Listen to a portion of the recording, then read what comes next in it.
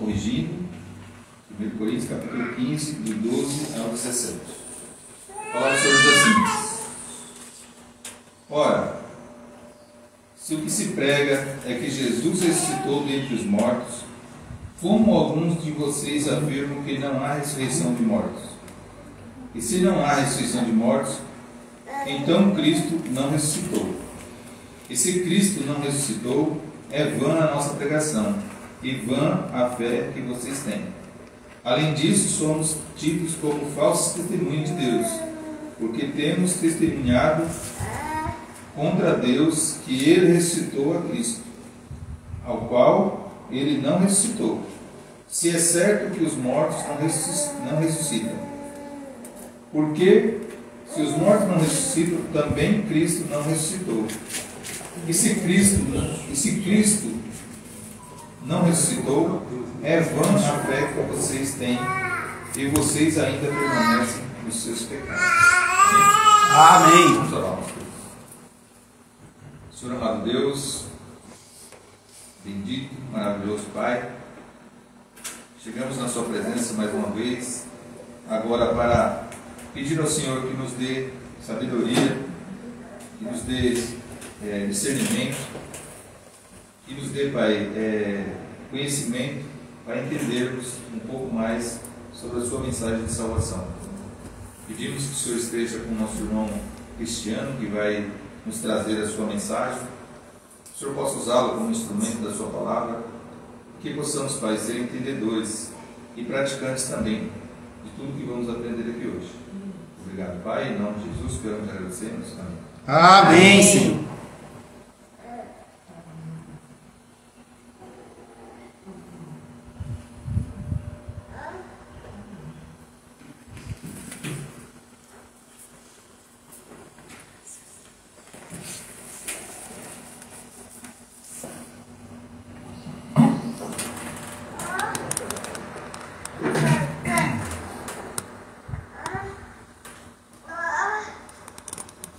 Existia um homem chamado Celso.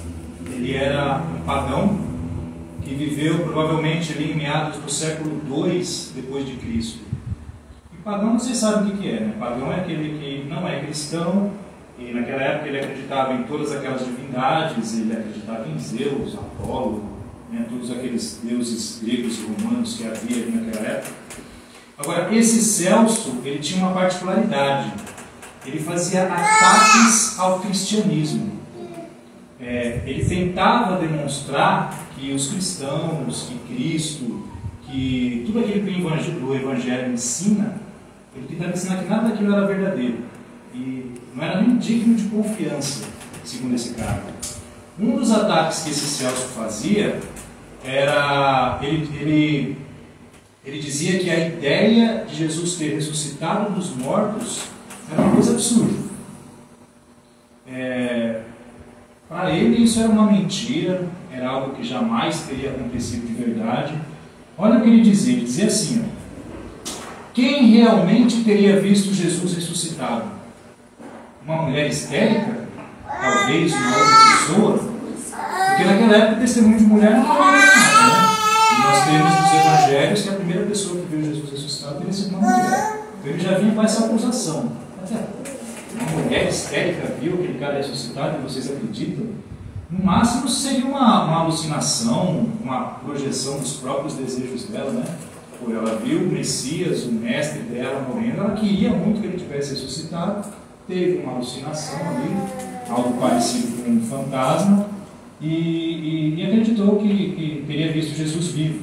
E aí todos aqueles que vieram depois dela teriam sido mais ou menos a mesma coisa. Eles queriam acreditar que Jesus estava vivo e fizeram uma força tremenda para acreditar no testemunho daquela mulher e começaram a espalhar essa história de que Jesus teria ressuscitado e tal, né? Mas ele dizia mais, né? Ele dizia assim: se Jesus estivesse querendo mesmo convencer alguém que era Deus e que tinha esses poderes extraordinários, sem dúvida ele teria aparecido vivo primeiro aos judeus que o maltrataram, aos judeus que o espancaram. Pegaram Jesus, levaram ele para Caifás, levaram ele para Anás, levaram ele para Pilatos. Se Jesus realmente queria mostrar que estava vivo, quando ele ressuscitou, ele ia aparecer para quem? Para essas pessoas. Ah, vocês me bateram, lembra que você estava me chicoteando ali? Olha, eu estou aqui. Né? Ele teria aparecido para aqueles que o pregaram na cruz. Lembra, vocês me viram, você me cutucou com a lança lá? Eu estou aqui vivo. Ele dizia que Jesus teria aparecido para todo mundo, em toda parte. Não seria tão fácil Cristo provar que de fato tinha ressuscitado? E ele continua, na verdade, ele poderia ter aparecido a todo mundo, em toda parte. Ou melhor ainda, ele nem precisaria ter sido sepultado. Ele poderia ter descido da cruz, e aí ele demonstrava para todo mundo ali publicamente o tamanho do poder extraordinário que esses cristãos aí dizem que ele tinha.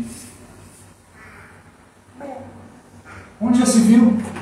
Quando ele estava vivo, pregava para todo mundo, quase ninguém acreditava nele, aí ele morre daquele jeito humilhante, e mostrando que era o quê? Que era um fraco, que era um miserável. Agora, depois de morto, querendo construir uma fé sólida, ele se mostra apenas para uma mulher e alguns poucos dos seus companheiros ali. Ou seja, quando foi castigado e humilhado, foi feito de forma pública, à vista de todo mundo. Agora, quando ele ressuscita do túmulo, quase ninguém o vê, somente alguns dos membros do seu pequeno clube. Isso não parece para vocês meramente um tipo de fantasma, alguma alucinação coletiva? Eu não esperava ver essas caras de vocês assim. Interessante, interessante. Então isso é o que esse Celso dizia já naquela época, no século II, ali depois de Cristo. E eu começo essa mensagem de hoje com essa acusação que era feita ao cristianismo já naquela época. Uma acusação forte contra a ressurreição de Jesus. Né? E é para a gente começar pensando que a luta para pregar o Evangelho ela sempre existiu. Nunca foi fácil falar de Jesus Cristo para as pessoas. Agora, tudo isso que eu falei aqui já foi respondido lá naquela época mesmo, tá? Principalmente por um cara que chamava Orígenes, né? Ele é conhecido como, historicamente, como um dos pais gregos da igreja. Naquela época mesmo ele já respondeu tudo isso daí. Mas eu não vou falar sobre isso hoje não, tá? Como é que ele fez para responder tudo isso daí, fica para vocês pesquisarem, ou quem sabe para um assunto de uma pregação, para uma aula para outro dia. A última vez que eu estive aqui trazendo a mensagem, mas pode ficar tranquilo, também não quero que ninguém se lembre do que eu falei não, mas eu falei sobre a importância de nós estarmos em Cristo. Eu disse que estar em Cristo é o que nós precisamos para estarmos salvos. Nossos méritos, nossos esforços, a nossa obediência, ou nada que a gente possa fazer, pode nos ajudar a sermos salvos. O que a gente precisa é estar em Cristo.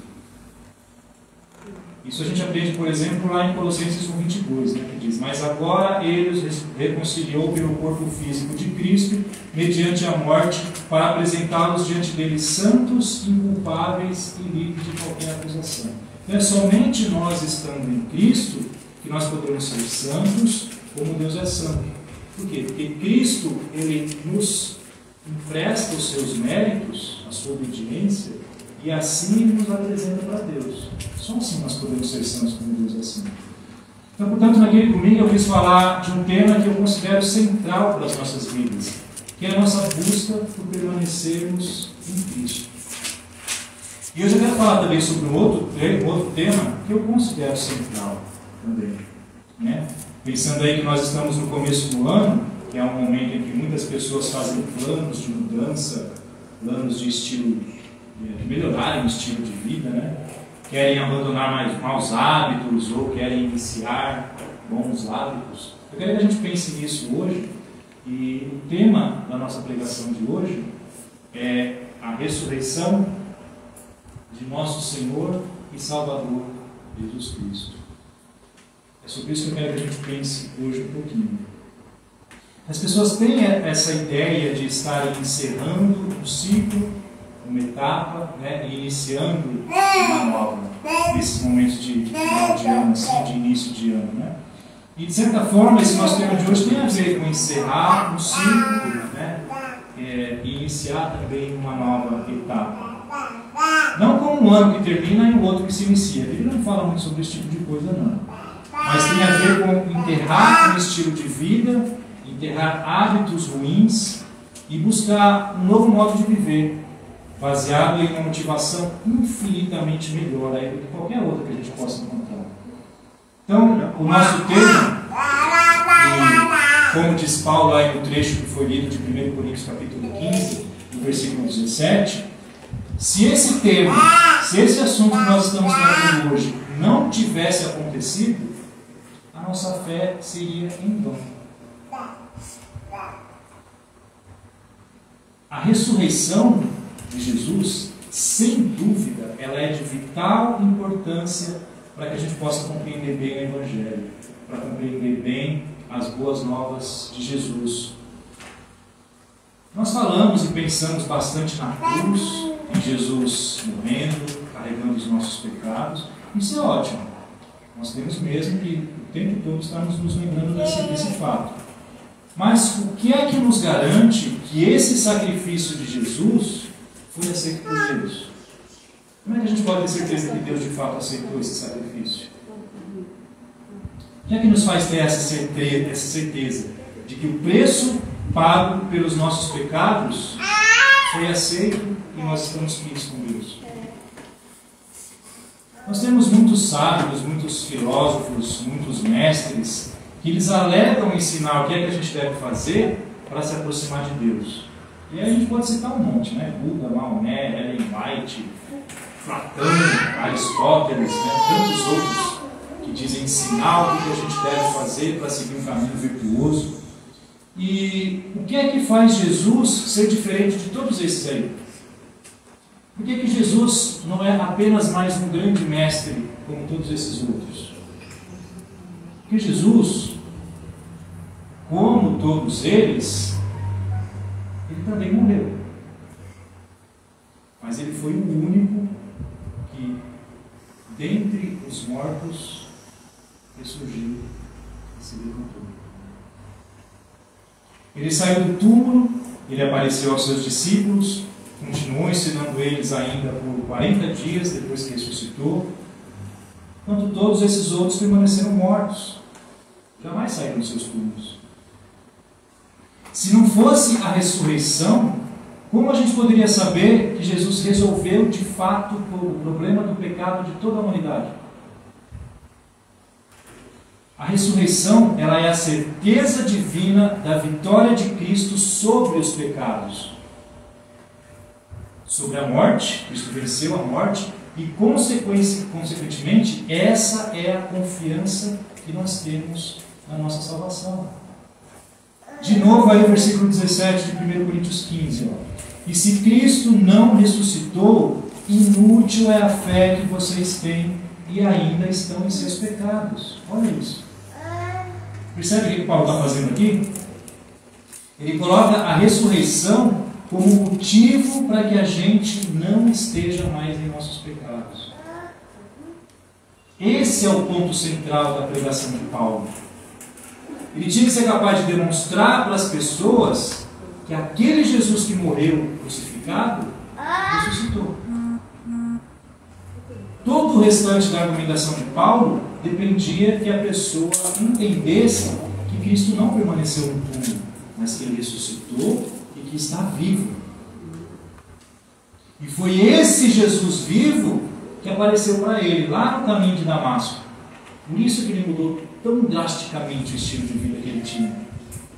Paulo ele abriu mão de muita coisa para se converter ao cristianismo. Ele provavelmente tinha um futuro brilhante ali como fariseu, né? Ele já tinha muita influência ali no judaísmo. Ele, por exemplo, ele recebeu uma comissão do próprio sumo sacerdote para sair perseguindo os cristãos em várias cidades, né? Isso a gente vê lá em Atos 9, versículo 1 e 2. Então, quando pensamos em Paulo vendo esse Jesus a quem ele perseguia, e ele viu esse Jesus vivo e glorioso, aí fica fácil a gente entender essa transformação que aconteceu na vida dele. E é isso que Paulo queria demonstrar para as pessoas, que Jesus verdadeiramente ressuscitou os mortos. Todo o seu ensinamento dependia de demonstrar isso para as pessoas. A gente não pode ser muito distante disso quando prega o Evangelho, né? A gente cita versículos às vezes para as pessoas, a gente pega a Bíblia e a pessoa não quer ler, não quer saber. Se as pessoas entenderem que nós estamos falando de um Deus vivo, que venceu a morte, é esse tipo de coisa que pode abalar a pessoa. E é isso que Paulo fazia. No discurso de Paulo em Atenas, por exemplo, lá em Atos 17, ele fez a mesma coisa. Depois de falar a ele sobre o Deus desconhecido, né, que ele encontrou lá na cidade, ele citou alguns dos poetas deles, ele falou de Deus como sendo o Criador do mundo, de todas as coisas. E aí lá no versículo 31 de Atos 17, ele diz assim: pois estabeleceu um dia em que há de julgar o mundo com justiça, por meio do homem que designou, e deu prova disso a todos, ressuscitando dentre os mortos. Olha o que Paulo usava como prova, para provar tudo aquilo que ele falava. Apesar de que depois dele falar da ressurreição, eles não quiseram ouvir mais ele, né? Para eles era um assunto que não fazia o menor sentido. Mas vocês percebem o que Paulo está dizendo nesse versículo? Que a ressurreição é a prova para demonstrar que tudo aquilo que ele estava dizendo era verdade. Paulo tinha a ressurreição como o fato mais importante do Evangelho. É claro que ele sabia que é a morte de Cristo que serviu como pagamento a Deus pelos nossos pecados. E é importante a gente saber que o sacrifício de Jesus, o sangue que ele derramou na cruz, foi para pagar o preço pelos nossos pecados a Deus. É Deus quem exigiu o sacrifício de sangue. Todos aqueles sacrifícios de animais que eram feitos no Antigo Testamento eram uma prefiguração do sacrifício que Cristo iria fazer. E aqueles sacrifícios eles eram oferecidos a Deus. Quando nós pedimos perdão pelos nossos pecados, nós pedimos perdão a Deus. Na oração que a gente conhece como oração do Pai Nosso, nós pedimos para Deus perdoar os nossos pecados, né? Perdoe as nossas ofensas, nós dizemos ali. E em Efésios capítulo 5, versículo 2, Paulo diz que Jesus se entregou por nós como oferta e sacrifício de aroma agradável a Deus. Amém. O sacrifício de Jesus foi oferecido a Deus. É Deus quem exigiu o preço de sangue. E Paulo sabe que é por causa da morte de Jesus que nos tornamos justos diante de Deus. Mas o que é que demonstra que tudo isso é de fato real e não apenas mais uma história como a de tantos outros heróis ou como tantos deuses gregos que havia naquela época? Jesus ressuscitou. É a ressurreição que faz com que a gente saiba que tudo isso é verdade. O tema da ressurreição ele é tratado diversas vezes nas cartas de Paulo, por exemplo, né? Lá em Romanos 1,4 ele diz que Jesus foi declarado Filho de Deus com poder pela sua ressurreição dentre os mortos. 1 Coríntios 15,12 ele diz que estava sendo pregado que Cristo ressuscitou dentre os mortos. 2 Coríntios 5,15 ele diz para vivermos para aquele que por nós morreu e ressuscitou. Efésios 2,6 diz que Deus nos ressuscitou com Cristo. Ou seja, o tema da ressurreição para Paulo era essencial. Na verdade, todo o Novo Testamento trata da ressurreição de Cristo, né? Como tema principal. Aqui são apenas alguns poucos exemplos, né? Eu estou tratando em especial do apóstolo Paulo aqui.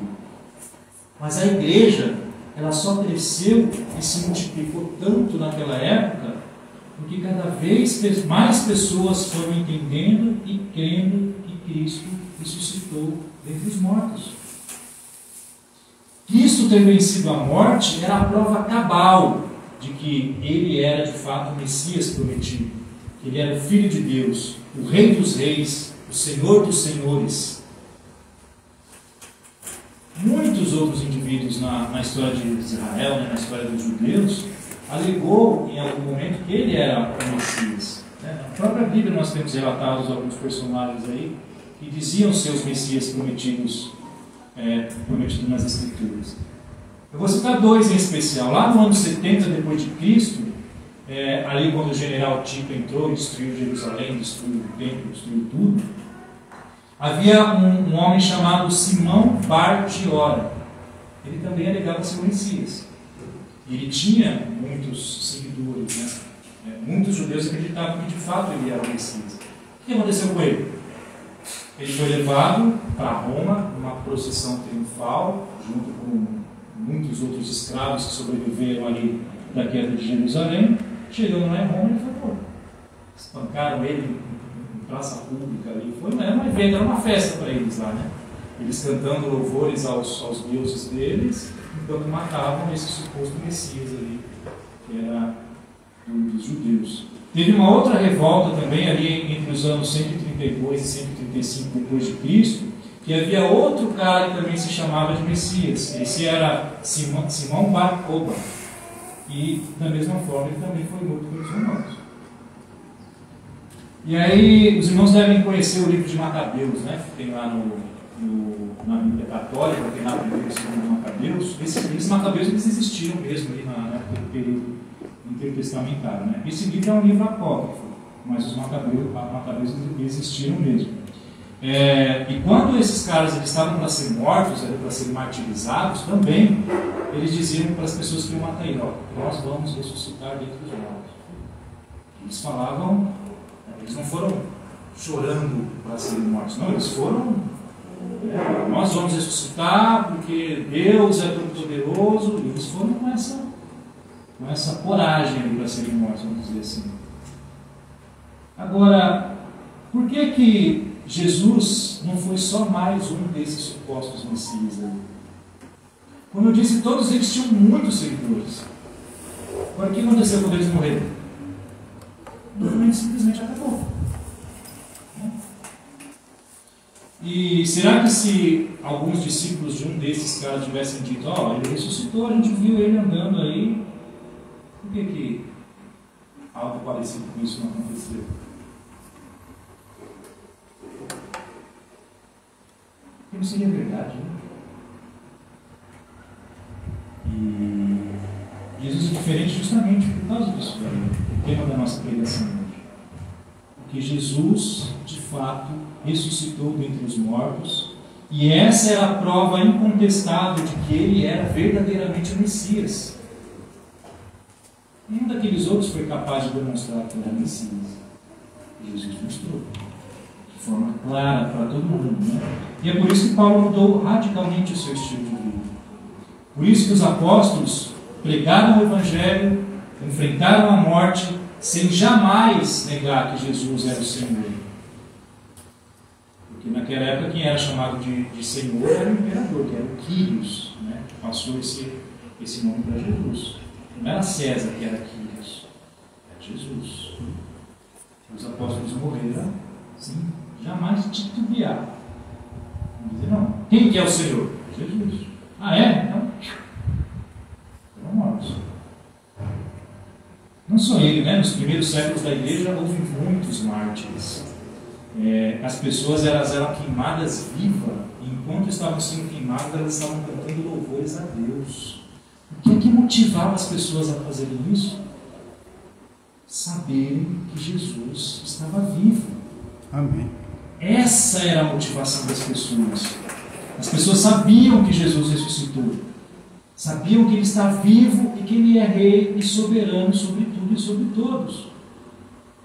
Então, ter a certeza de que Jesus ressuscitou no primeiro dia da semana era algo tão impressionante que fez com que os judeus que se converteram ao cristianismo nos primeiros anos da igreja, eles fizeram algo que era impensável para um judeu. Eles pararam de guardar o sábado, que era uma das 3 principais leis que eles seguiam. A gente parece que não tem muita noção do que representa isso, mas isso para um judeu, até hoje eles guardam o sábado, e algumas outras seitas, vamos chamar assim, guardam o sábado até hoje. Isso era muito importante para eles. Agora, eles passaram a fazer os seus cultos aos domingos porque eles sabiam que nesse dia o Filho de Deus saiu do túmulo. Ele venceu a morte. Cristo, quando ressuscitou, ele inaugurou ali uma nova criação de Deus. Isso é impressionante, gente. Isso é impressionante. E agora, já para caminhar para o fim aqui, por que isso precisa ter muita importância para nós hoje? Um momento de início de ano, muitas pessoas cheias de planos, cheias de promessas, fazer tanta coisa. Até nós cristãos fazemos planos, né? Nessa época da vida. Agora, o que é que um cristão precisa ter como motivação para procurar ser uma pessoa melhor? E eu digo não apenas para procurar ser uma pessoa melhor, né? Qual é a motivação que a gente precisa ter para buscar ser santo como Deus é santo? Paulo, ele entendia que a ressurreição de Jesus foi o início do cumprimento de todas as promessas de Deus. Os judeus e os cristãos continuaram acreditando também. Eles acreditavam que no final dos tempos Deus iria ressuscitar todas as pessoas. Evidentemente, algumas para enfrentar o juízo e outras para receberem as bênçãos, para receberem a vida eterna de Deus. E os cristãos, eles acreditavam que esse momento de glória e de poder incomparável, quando Deus vai ressuscitar todo o seu povo e vai levá-lo para a eternidade, esse momento começou com a ressurreição do próprio Jesus. Ali foi o início.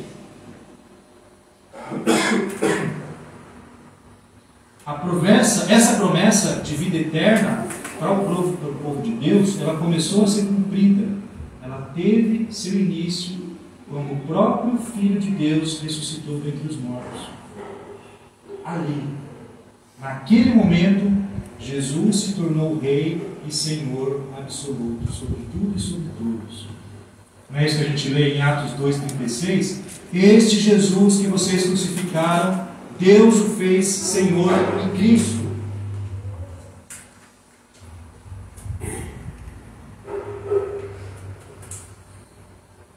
Ou seja, Deus é Senhor e Messias. Porque Cristo significa Messias, né? É a mesma palavra. Ou seja, era a prova de que de fato Jesus era o Messias que eles tanto esperavam. Então, quando Jesus dizia, por exemplo, lá em Mateus 4,17, arrependam-se, pois o reino dos céus está próximo. Era disso que Jesus estava falando. Estava próximo. O reino de Deus iria ter início. Quando? No momento em que ele ressurgiu dentre os mortos. Então, o reinado de Deus, esse reinado de Jesus, para Paulo, teve início quando Jesus ressuscitou. Foi ali o início de tudo. Portanto, nós já vivemos no reino. E nós já vivemos com a certeza da ressurreição de todo o povo de Deus. Já vivemos com a certeza da vida eterna. Porque tudo isso já começou com Jesus Cristo. Ali Deus provou que tudo isso é verdade. Essa ressurreição do povo de Deus é um evento que ainda vai acontecer no futuro. Mas nós já vivemos hoje sob a influência e o poder de tudo o que isso representa. Porque já começou ali com Jesus. Por isso que tem alguns irmãos que gostam de falar, né, em termos de já e ainda não. Ou seja, nós já vivemos no reino de Deus, mas ainda não de forma completa. Né? Mas se eu já tenho a certeza, se eu não tenho a menor sombra de dúvida de que todas as promessas de Deus vão se cumprir, e que de certa forma eu já vivo no cumprimento dessas promessas, afinal de contas, né, Jesus disse lá em João 5,24, quem ouve a minha palavra e crê naquele que me enviou, tem a vida eterna. Já passou da morte para a vida. Olha isso, gente.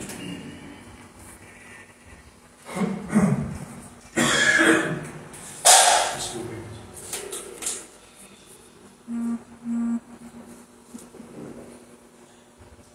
E aí eu pergunto,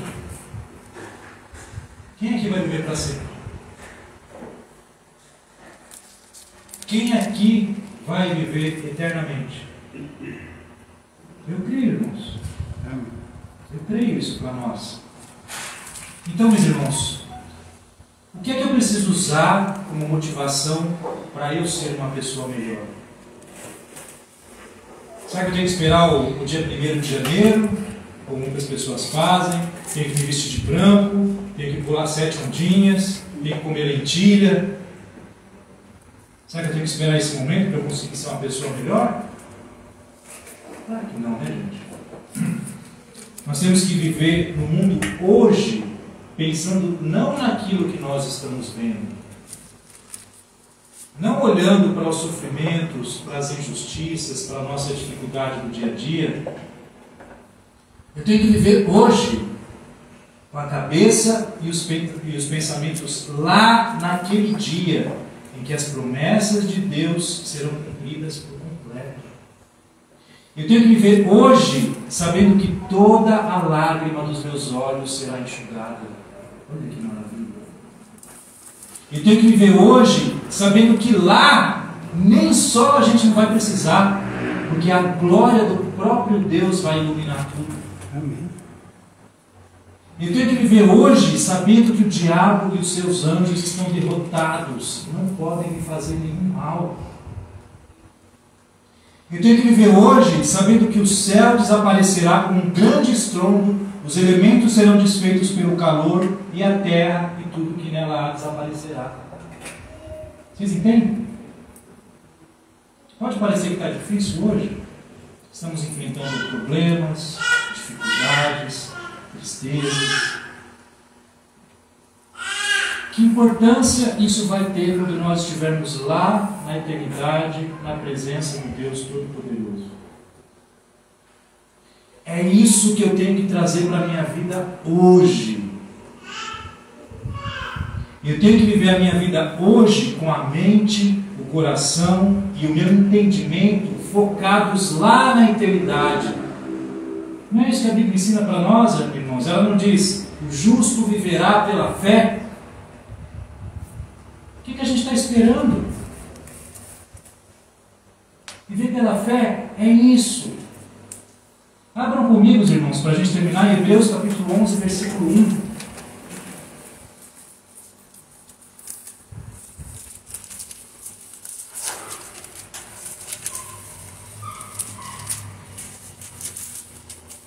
Hebreus capítulo 11, versículo 1. Olha o que diz aqui. Ora, a fé é a certeza daquilo que esperamos. O que é que vocês esperam? Vida eterna, a presença de Deus, um corpo que não vai sofrer.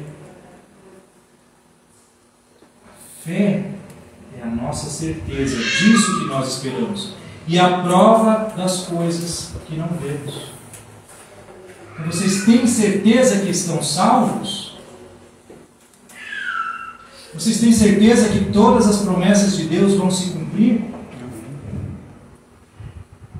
E por que nós podemos ter essa certeza firme e sólida em nossas vidas? É porque Jesus ressuscitou dentre os mortos. Essa é a nossa certeza. Esse é o Evangelho. Nós cultuamos a um Deus vivo. Não é apenas um Deus que vive de forma espiritual, no mundo espiritual. Não. Nós cultuamos um Deus que viveu e andou entre nós. E morreu. E foi sepultado. Ressuscitou ao terceiro dia. E apareceu aos seus amigos, apóstolos, discípulos e a mais de 500 pessoas de uma só vez. E desde então ele tem estado conosco. E ele enviou o Espírito Santo para que hoje todos possamos acreditar nessa história maravilhosa que é o Evangelho. Que a gente viva, irmãos, todos os dias com essa motivação, baseados nessa certeza. Que essa fé nos ajude a lutar contra os nossos pecados, a buscarmos ser santos como Deus é santo. Eu preciso dizer aos irmãos que é difícil para mim montar uma mensagem como essa e trazer aqui. Que é aquilo que a gente sempre fala, né? A gente traz aquilo que a gente vive. E a minha luta, a minha busca é olhar para as promessas de Deus e aplicar isso hoje na minha vida. E é difícil, né? A gente se sente envergonhado porque o conhecimento, o entendimento bíblico, se ele não for aplicado na vida, não faz sentido nenhum. Então, o que eu estou trazendo para os irmãos não é o mestre ensinando como é que os seus discípulos devem fazer. Eu estou falando para os irmãos da minha luta.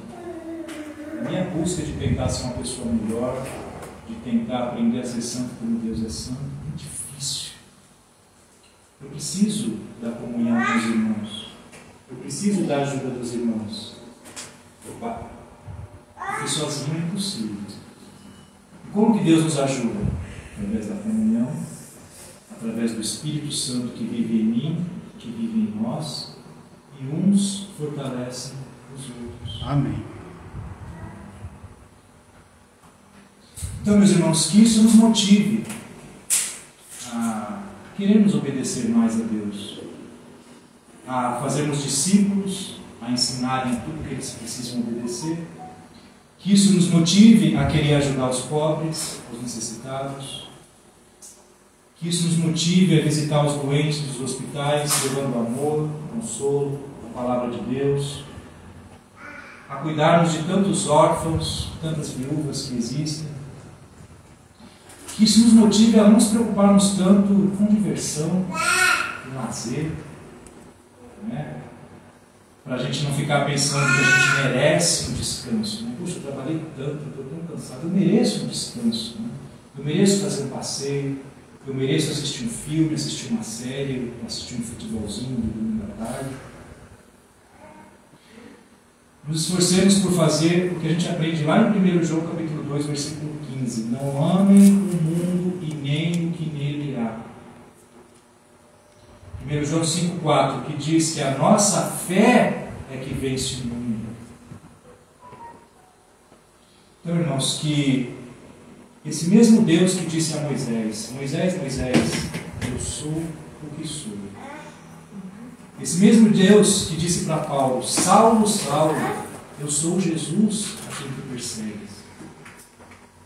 E esse Deus que diz para nós hoje em dia, lá em Apocalipse 1,18, sou aquele que vive, estive morto, mas agora estou vivo para todo sempre. Que esse Deus nos abençoe hoje e por toda a eternidade. Amém. Amém. Se perder.